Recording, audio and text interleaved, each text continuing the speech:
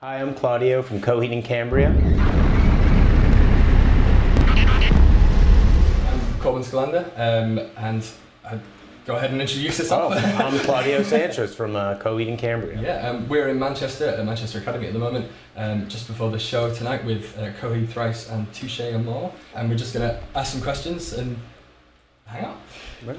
First of all, I saw you visited the Black Sabbath Bridge a couple of days ago. Yeah. Are you enjoying your time in the UK? Are you familiar with the UK at all? I mean, we've been coming for so long now. I'm comfortable. You know, it also helps too now that like our phones are equipped with GPS and maps and you can see the things you want. Like that's how I kind of play it in the States is, you know, I get into a town and kind of map out my day, like what are the things that I want to see. Of course, yeah, makes sense. More of a deep question than the Black Sabbath Bridge. But so I guess just looking at your albums through the history of everything like that, you've obviously with the past two albums with the Vaxis series, the Pentalogy I believe is the thing. It's interesting for me as a fan personally to look at it and see the way that the writing's changed over the time and how it's different going back to like Good Apollo 1, for example, and seeing the way that you approach the music and the way that you approach lyricism especially, to then obviously in between that time you've had your son, you're writing more of a family rather than kind of like an isolated, not an isolated, but rather than a single person as Claudio the character. Right. How do you feel about that? I mean, is it something that you've actually sat down and thought about, or is it just a natural progression kind of? Really? No, I think it's probably just natural. You know, when I was writing those early Coheed records, you know, they were about myself and like where I was at in my adolescence, becoming a man, being the sort of figurehead of a rock band, and how that like kind of weighed heavily on me to the point of like self-destruction, and that's kind of where I see the concept when I look at the character of Claudio and the idea of the crowing and ultimately the destroyer of Heaven's Fence. Like it very much resonates where I was at that time, you know, what was happening with Coheed, you know, and but now, you know, I'm a dad, you know, I'm a provider, I'm, you know, and I try to see through that lens when writing the material and trying to, you know, give the characters motive and things like that. So I mean, definitely, just especially over the last album, there seemed to be a lot more kind of positive, upbeat moments. Really, I mean, that was always something that I guess, especially in like the first four albums and everything like that, it was always there. But I think it's more prevalent in it. I think it's interesting for me definitely to see where it goes and everything. And I guess it's always been autobiographical for you to some extent. Absolutely. Definitely. I mean, speaking of like going more into the concept and everything like that with characters and things like that, obviously I don't want to shoot out any spoilers for the end of any books or anything like that, but I mean, are there any specific characters that you think of that have changed in like the trajectory over the period? Like are there any specific characters that you can think of that maybe started out as one thing and then ended up being something completely different? That's a good question. You know, I think right now in terms of the Vaxis story, we're still early. Yeah, of course. You know, Vaxis has just been introduced. Creature and Sister are clearly together and are overcoming some obstacles in that second story. You know, so that, you know, is it's a little early to say, but when I think of like the Coheed story, I think of the character that I based after myself, you know. I didn't really know how that would truly end up, you know, or where he would find himself. It was really life that kind of dictated what would happen. Of course, and how that all plays out. Because of that autobiographical nature, I guess, you're seeing what comes and seeing what you write about and everything like that. Yeah, well, the reason I chose a pentalogy, or 5 parts, is because this is essentially the 5th part of the Amory Wars. Right, okay. So it comes after, you know, 4. So that's the thing with Coheed records, there's always a numeric value. When you look at them, Second Stage Turbine Blade, clearly second. Silent Earth 3, the 3rd part.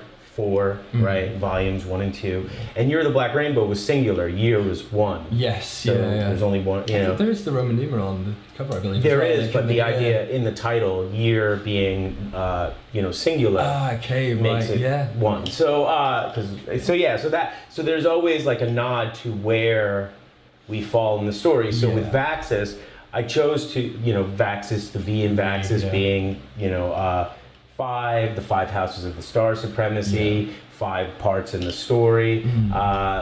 You know, the 5 kind of appears a lot just to remind you subconsciously that we are in the fifth part of the Amory Wars. That's interesting, because I think a lot. I know personally, I've always looked at it as kind of like a dichotomy. And you've got the Coheed and Cambria story, and then the Vaxis story kind of afterwards. But I guess it is.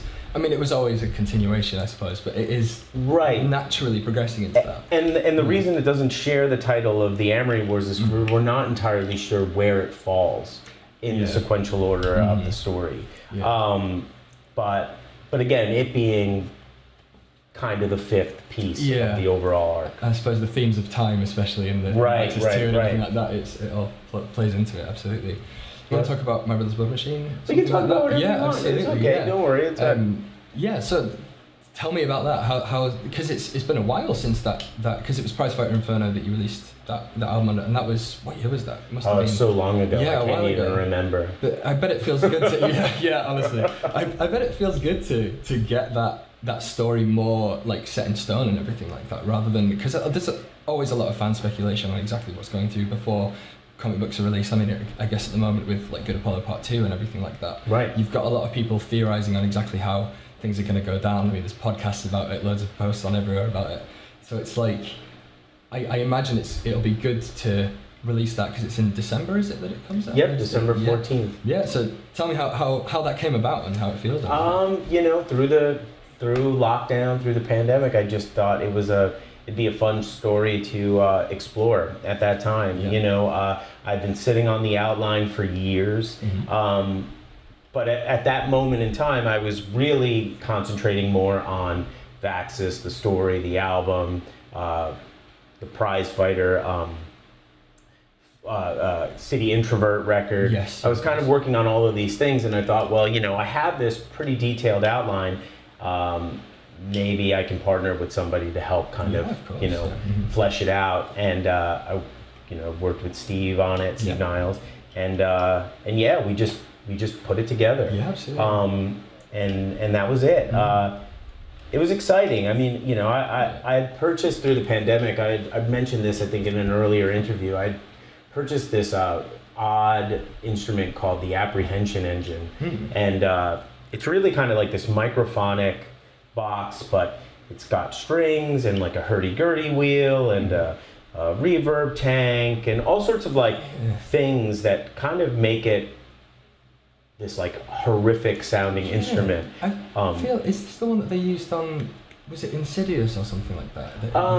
Well, yeah, so this composer, Mark Corban, I guess had it commissioned, and he had done the scores for The Witch and The Lighthouse. And there's like YouTube videos of him performing with it. You know, like, and it's just really kind of a beautiful instrument. And so I was lucky enough to find one online, like secondhand, which they're not easy to, I guess, come by. I can imagine. And I kind of jumped on it, and in fooling around with it, it really started to get my imagination going on, like, well, what would a